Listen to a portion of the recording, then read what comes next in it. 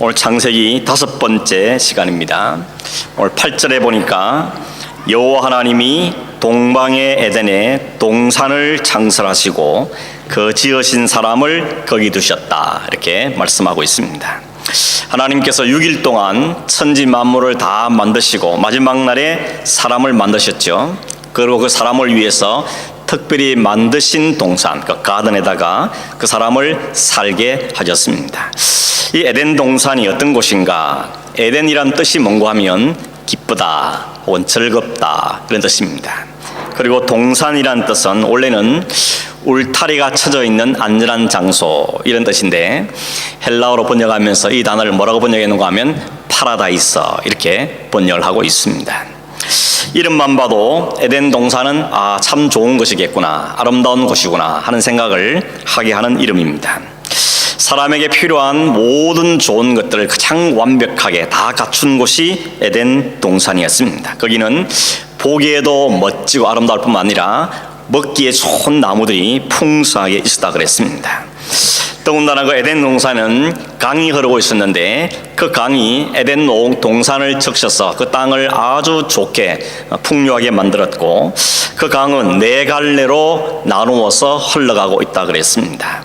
이 4개의 강이 오늘 성경의 이름이 기록되어 있는데 사람들마다 또 학자들마다 해석하는 그 뜻풀이가 조금 다르긴 하지만 그 해석을 설명하면 이렇습니다. 첫 번째 강 이름은 비손이란 뜻입니다. 비손이란 뜻은 뭔가 하면 풍성하다 하는 뜻을 가지고 있습니다. 여러분 카페 중에 비손 이런 이름 본 적 있죠? 풍성하다, 그런 뜻을 갖고 있습니다. 둘째 강은 기혼인데 터져나간다, 이런 뜻을 가지고 있고, 세 번째는 히데겔인데 이 히데겔은 영어 성경에는 티그리스 이렇게 되어 있습니다. 뜻은 화살처럼 빠르다 하는 뜻이고, 마지막 4번째 강 이름은 유브라데스 강은 이름이 달콤하다, 이런 뜻을 가지고 있습니다. 이 강 이름을 봐도 이 강이 참 풍성한 강이고 사람을 즐겁게 하는 강이겠다 하는 것을 알 수가 있습니다. 여러분 성경에 강을 좀 찾아가 보면 이 강에 대한 것이 나중에 에스겔서에도 나옵니다. 에스겔 47장에 보면 하나님께서 에스겔 선지자에게 환상을 통해서 보이시는데, 에스겔이 가만히 보니까 성전에서 물이 졸졸 흘러나오더니 그 물이 점점점 늘어나서 나중에는 큰 강이 되더라는 것입니다. 그리고 그 강 좌우에는 아주 풍성한 나무 열매들이 맺히고 그 강이 닿는 곳마다 물이 살아나고 죽었던 바다도 다시 사라지고 거기에는 아름다운 일들이 풍성해지는 환상을 에스겔이 보았습니다. 이것이 장차 하나님께서 회복하실 하나님 나라를 미리 보여준 것이죠. 이것이 요한계시록 22장에도 나옵니다. 요한계시록 22장에 보면, 성경 마지막 장 22장에 보면 어린 보좌에부터 물이 흘러나오는데 그 보좌의 물이 길 가운데 흐르고 그 길 물 좌우편에는 12열매를 맺는 나무들이 있어서 풍성한 과일을 맺었다 그랬습니다. 그리고 그 잎사귀들이 만국을 살렸다 그랬습니다. 창세기에, 에스겔서에, 그리고 요한계시록에 이 강들이 등장합니다. 근데 놀라운 것은 요한복음 7장에 보면 예수님께서 초막절이란 절기 때 사람들 가운데 이렇게 외쳤습니다. 뭐라고 외치는가 하면 요한복음 7장 37, 38절에 보니까 누구든지 목마르거든 내게로 와서 마셔라. 나를 믿는 자는 성경의 이름같이 그 배에서 생수의 강이 흘러날 것이다 라고 이야기했습니다. 이 초막절이라는 것은 뭔가 하면 이스라엘 백성들이 광야에서 40년 동안 지냈던 것을 기념하는 겁니다. 그때 우리가 텐트 치고 살았다 하는 걸 생각하기 위해서 일단 집을 놔두고 들판에 가서 텐트를 치고 일주일 동안 지낸 겁니다. 그러면서 과거 우리 조상들이 이렇게 살았지 하는 것을 리마인드하는 그런 절기가 초막절입니다. 그 초막절기 때 가장 하이라이트가 뭔가 하면 그 하이라이트는 제사장이 실로암이란 그 못에다가 물을 퍼다가 성전에 가서 붓는 것, 이게 하이라이트입니다.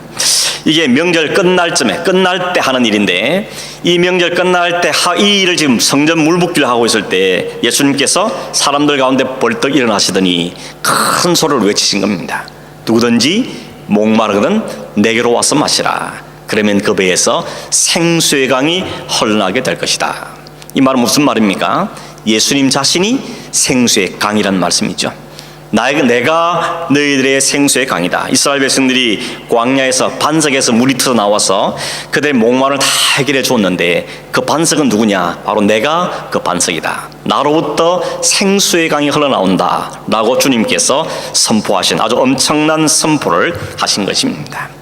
여러분, 이 말씀들을 딱 정리해보면 어떻습니까? 창세기, 에스겔, 요한계시록, 이 모든 강들이 연결되고 있고, 이 강의 주인 누구란 겁니까? 예수님. 예수님이 이 강의 주인이라는 것을 우리에게 말씀해 주고 있는 것입니다. 이렇게 에덴 동산은 처음부터 완전하게 우리에게 허락하실 새하늘과 새 땅을 우리에게 보여주고 있는 동산입니다. 그리고 그 강은 바로 예수 그리스도. 예수 그리스도는 사실 우리에게 말씀하고 있는 것이죠. 그러면 우리 온 인생을, 우리 모든 삶을 정말 풍요롭게 하고 정말 풍성히 할 수 있는 생수의 강은 누구냐? 예수 그리스도. 그분을 통해서 우리가 진정한 평안과 진정한 풍성함을 맛볼 수 있다 하는 것을 성경은 우리에게 이렇게 말씀해 주고 있는 것입니다. 이게 하나님의 약속입니다. 내가 예수 그리스도를 통하여서 온 인류를 진정한 생명간으로 풍성한 애간으로 이끌겠다 라고 창세기 때부터 이미 하나님이 우리에게 말씀하고 있는 것이죠. 그럼 우리는 그 예수께 갈 때만 풍성한 은혜를 누릴 수 있는 것입니다. 그 예수께 갈 때만 우리에게 주시는 놀라운 은혜를 누리게 되어지는 것이죠. 다시 한번 본문으로 돌아가서 한번 상상해 보면 에덴 동산은 참 멋지고 아름답고 좋은 땅이었다 하는 것을 알고 있는데, 우리만 그렇게 보는 것이 아니고 처음에 이 말씀을 들었던 이스라엘 백성들도 에덴 동산 그러면 가장 좋은 곳, 가장 완벽한 땅, 퍼펙트한 땅이다 이런 생각들을 가지고 있습니다. 그걸 어떻게 알 수 있는가 하면 한 가지 예를 들어보면 창세기 13장에 보면 아브라함과 조카 롯이 서로 헤어지는 장면이 나옵니다. 빠이빠이 합니다. 왜 빠이빠이 하는가 하면 같이 살기에는 너무 재산이 많아졌기 때문에, 가축도 많고 하니까 같이 사는 게 너무 복잡하니까 이제 우리가 서로 떨어져 살다 하고 헤어집니다. 그때 아브라함이 그 조카 롯에게 온 땅을 보여주면서, 봐라, 지금 네 눈앞에 온 땅이 있지 않느냐? 네가 먼저 선택해라. 네가 오른쪽 하면 나는 왼쪽 갈 거고, 네가 왼쪽 그러면 내가 오른쪽, 네가 먼저 초이스해라 라고 선택권을 조카에게 주었습니다. 그럼 여러분, 조카가 어떻게 해야 됩니까? 아니, 무슨 말씀입니까? 삼촌이 먼저 하셔야죠. 이래야 되는데 그걸 않고 지가 그냥 낼름 먼저 선택해 버립니다. 제가 보면서 이거 왕싸가지다 이런 생각이 좀 들었습니다. 아무튼 여러분, 왜 그러는가 하면 양쪽 땅이 비슷했으면 어느 가 선택하면 되지만 두 양쪽 땅이 너무 차이가 많이 났던 겁니다. 그래서 롯이 가만히 보니까 동쪽에 있는 땅, 그 땅이 바로 소돔과 고모라가 있는 땅이었는데 그 땅을 보니까 너무 땅이 좋은 겁니다. 그게 뭐라고 성경이 표현하고 있나 하면 이렇게 말합니다.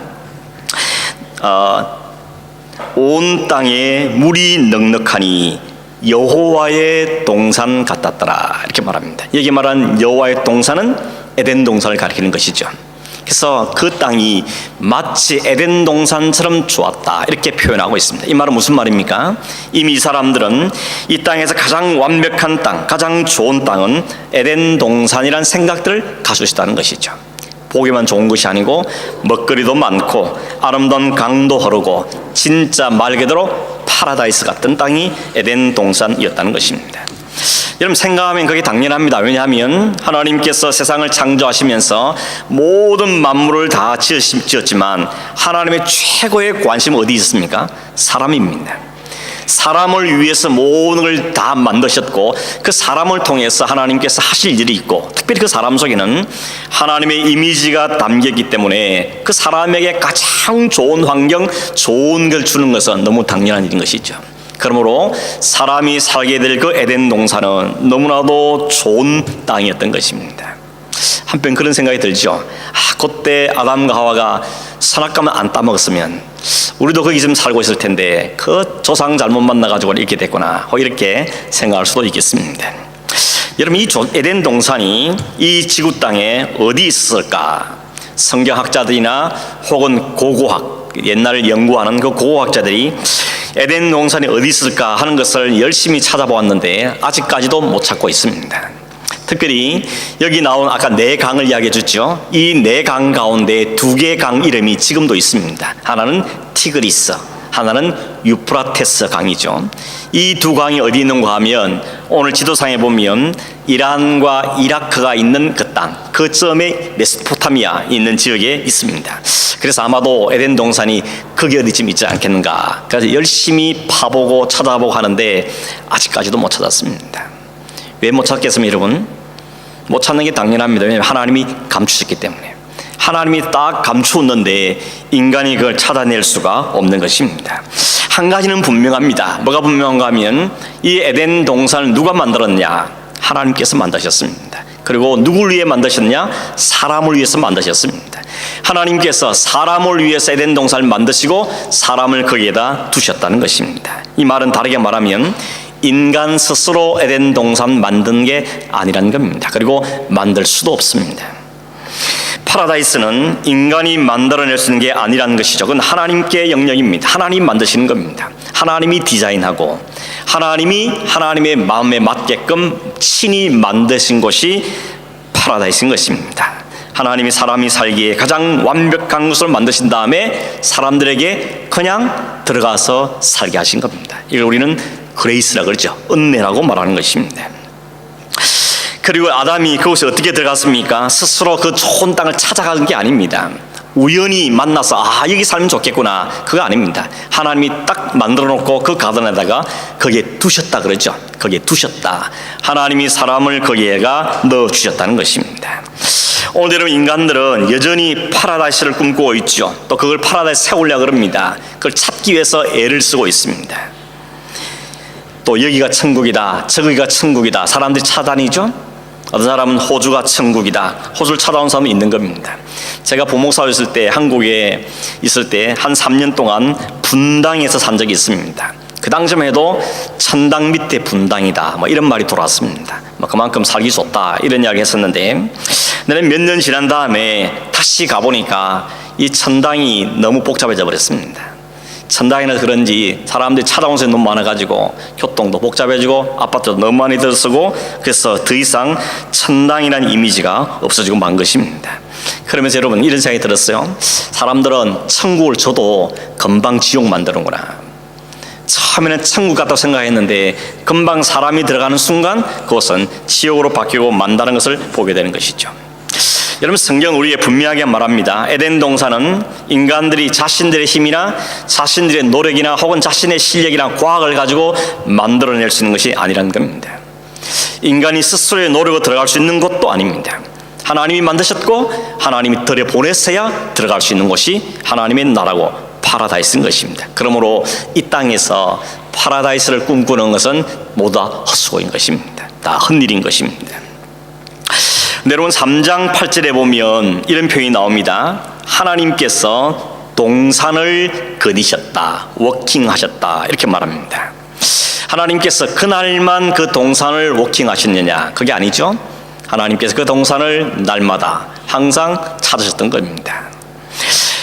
그날만 동산을 찾은 것이 아니고 평소에도 하나님께 그곳을 찾아오셨습니다. 이유는 뭡니까? 아담 만나려고, 사람 만나기 위해서 그곳을 찾아오셨습니다. 그래서 에덴 동산은 어떤 곳이냐면 하나님과 사람이 만나는 장소, 거룩하신 하나님께서 인간을 만나주기 위해서 따로 구별한 장소, 그게 에덴 동산입니다. 그래서 성경학자들은 에덴 동산을 가리켜서 첫 번째 성소다. 성소란 말은 거룩한 장소란 뜻입니다.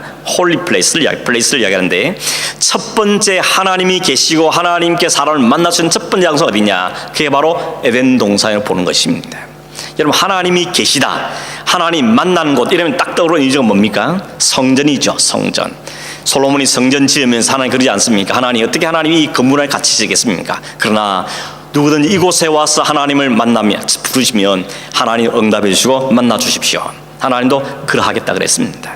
내가 이 건물 안에 갇힐 수 있는 하나님 아니지만 내가 이곳을 따로 구별해서 너희를 만나는 장소로 삼아주겠다라고 말씀하십니다. 그게 성전인 것입니다. 성전은 하나님이 계시는 곳, 혹은 하나님께 예배하는 곳, 하나님을 만나는 곳, 이런 뜻을 갖고 있는 것이죠. 그러나 이러면 성전보다 그 이전에는 뭐가 있었습니까? 하나님이 계시고 만나는 곳은 성막이라 그랬습니다.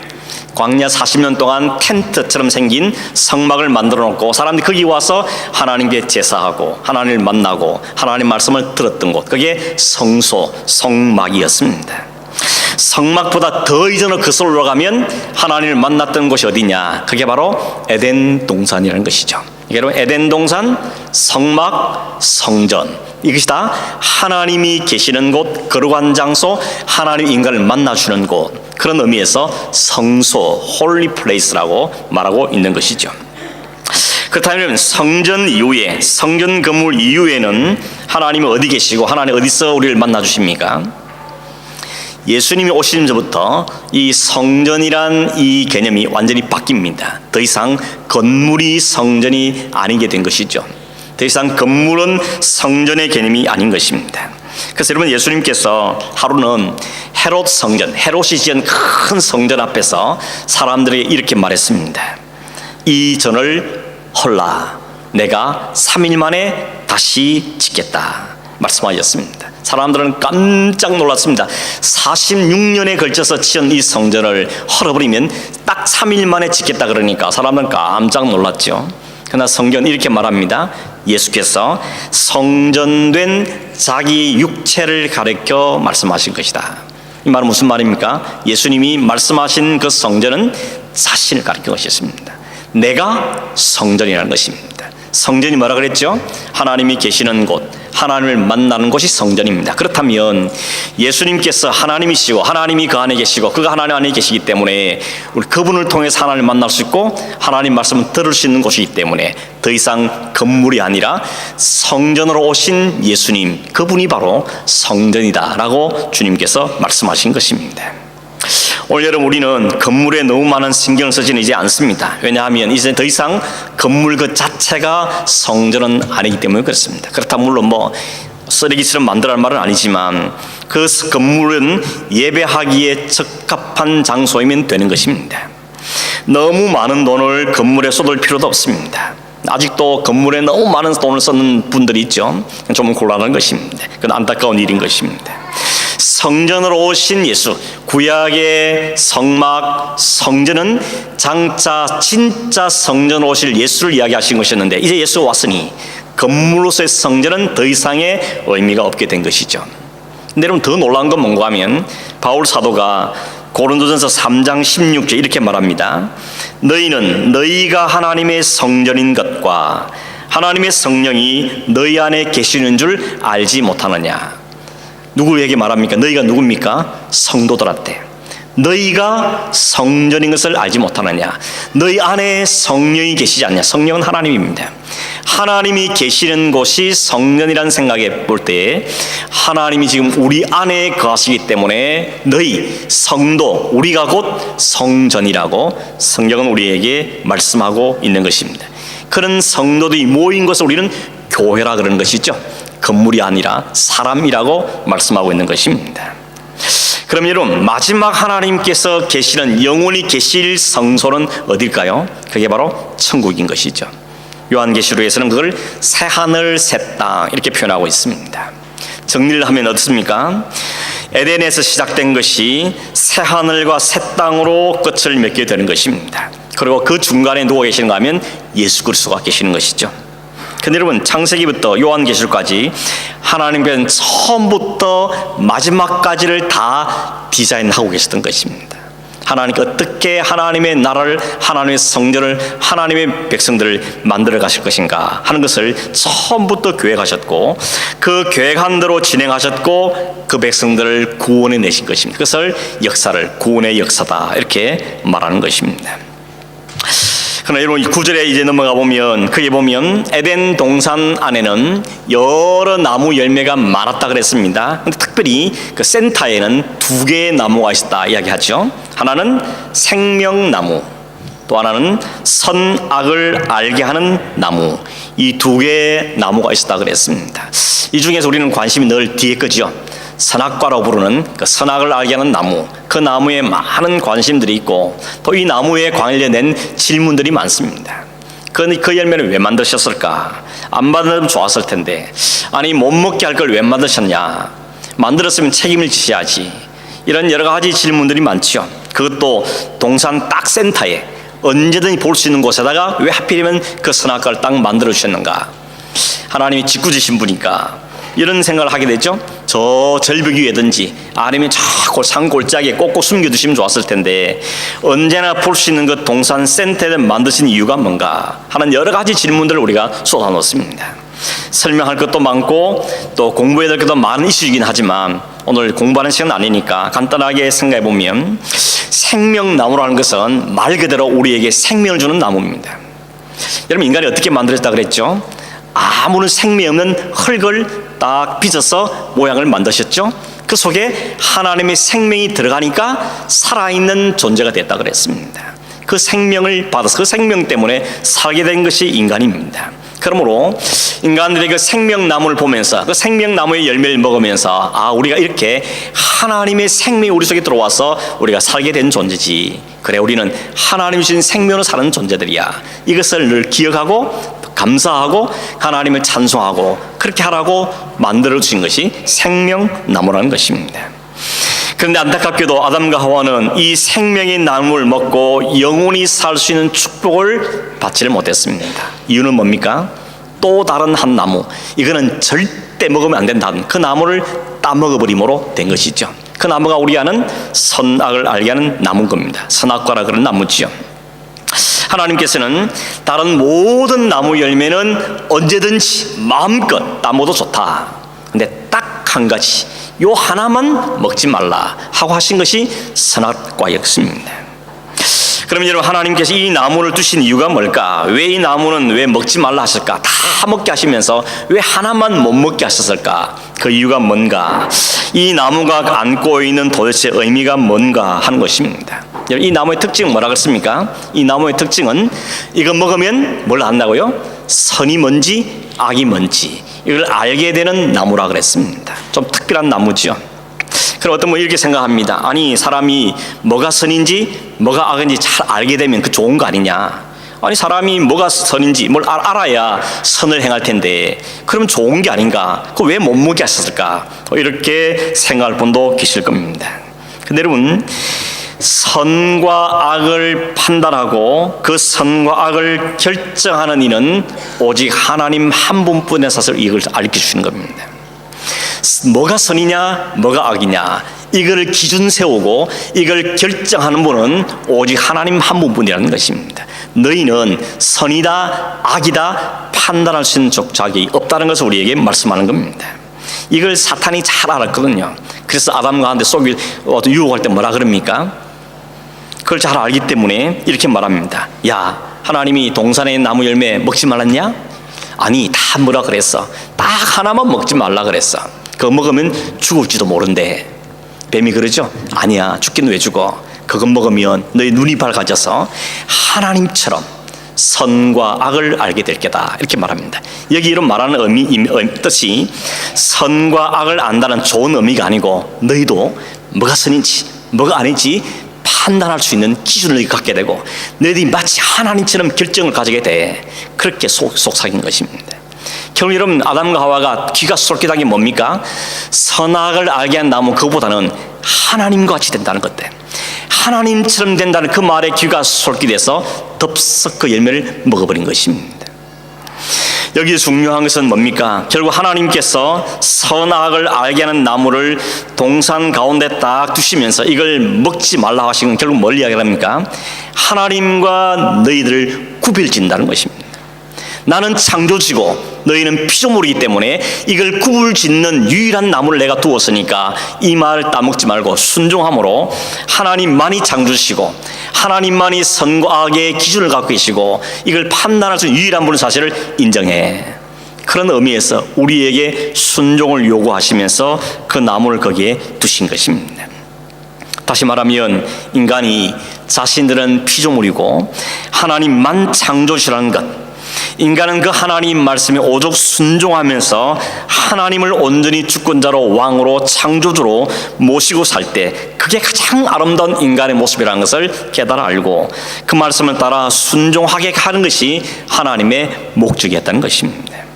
하나님은 창조주요, 우리는 흙에서 지음받은 하나님이 생명을 주시면 살 수 있는 존재라는 사실을 기억하면서 우리의 모든 권위가, 우리의 모든 오소리티가, 우리의 모든 통치가 하나님께 있습니다. 이걸 고백하며 살도록 하기 위해서 주신 장치였다는 것입니다.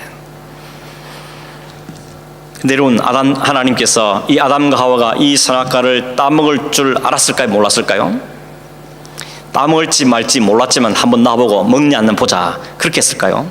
그렇지 않을 겁니다. 제 생각에는 하나님이 처음부터 마지막까지 종말까지 아시는 하나님께서 인간이 그 열매를 먹는 걸 모를 리가 없었을 겁니다. 그럼 왜 먹게 두십니까? 뻔히 아시면서. 그 하나님 책임이 있는 거 아닙니까? 이렇게 생각할 수 있을 겁니다. 그러나 여러분, 이 일을 통해 하나님은 우리에게 아주 중요한 레슨을 하고 계시는 겁니다. 그 레슨이 뭔가 하면, 인간은 모든 걸 다 먹을 수 있고 모든 걸 다 할 수 있도록 허락하셨고, 딱 하나 금했지만 그 하나 금한 것도 지킬 수 없는 존재라는 것입니다. 그거 어겨버림으로 인간은 딱 하나만 못하게도 그것마저 어기는 존재라는 것이죠. 우리 생각 그렇지 않습니까? 아니, 그 하나를 못 지키냐, 다 주셨는데 그 하나 못하라 그러는데 그거 못 지켜가지고 그걸 따먹겠냐, 이렇게 생각하는 분 계십니까? 그게 여러분입니다. 그게 우리라는 것입니다. 그게 인간이라는 것입니다. 하나님께 이 일을 통해서 뭘 레슨하는 겁니까? 너희가 어떤 존재인지를 알라는 것입니다. 처음에도 말씀드렸지만 하나님이 생명을 안 넣어주시면 아무 짝도 아니라는 것입니다. 우리의 힘과 우리의 실력과 우리의 판단과 우리의 걸 가지고 우리가 감히 선을 선택할 수 있고 우리가 선을 따라 살 수 있냐, 선의 길이 될 수 있냐, 결코 안 된다는 것입니다. 철저하게 하나님을 의존하고 철저하게 하나님 베푸신 그 은혜가 아니면 살 수 없는 존재라는 사실을 하나님이 분명하게 말씀하고 있는 것입니다. 하나님 그거 먹으면 어떻게 된다 그랬습니까? 네가 이것을 먹는 날에는 반드시 죽을 것이라 그랬습니다. 여기 죽는다는 게 뭡니까? 여러분, 우리가 죽음이 뭐죠? 우리 살아있는 생명체에서 생명이 빠져나가면 죽는 거죠. 원래 지을 때 흙에서 빚어서 거기에 하나님의 생명이 들어갈 때 살게 됐는데 그 생명이 다시 빠져나가면 다시 우리는 죽는 겁니다. 흙으로 돌아가는 것, 티끌과 먼지로 돌아가는 것, 그게 죽음인 것이죠. 그것이 인생이라는 겁니다.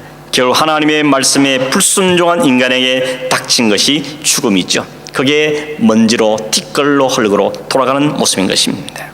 그런데 더 놀라운 사실은 뭔가 하면 하나님 그걸 다 아시기 때문에 그런 우리 인간들에게 하나님이 다시금 영원한 생명을 넣어주시겠다고 보여주신 것이 생명나무인 것입니다. 근데 문제는 죄를 지어서 죄 지은 채로 그 생명나무를 먹어서는 안 되는 것이죠.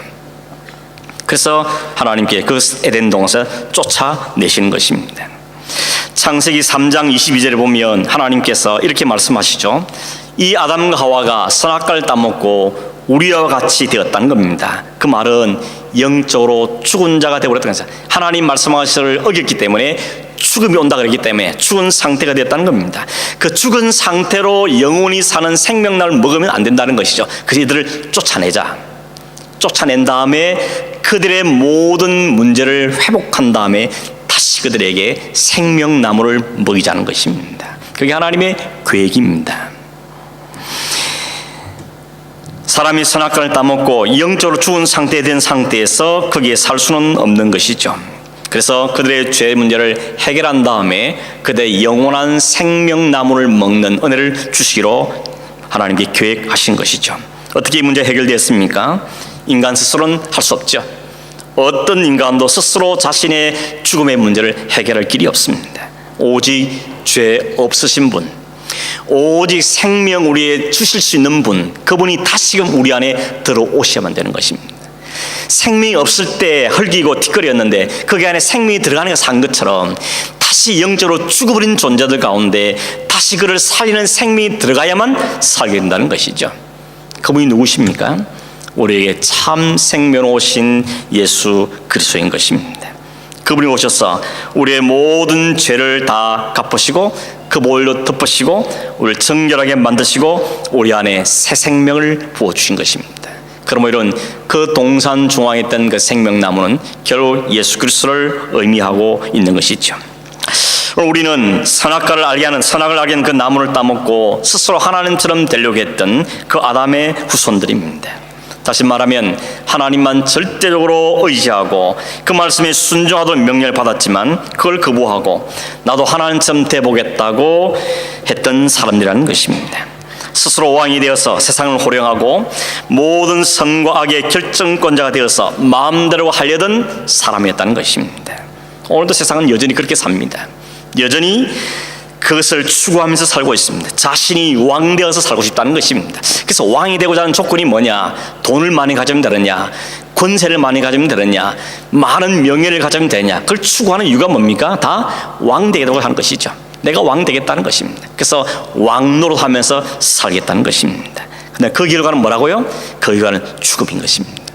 스스로 왕이 되려고 하고 하나님의 왕자리를 차지하려고 하면 그게 오는 것은 영원한 죽음밖에 없다는 것입니다. 죽음인 것입니다.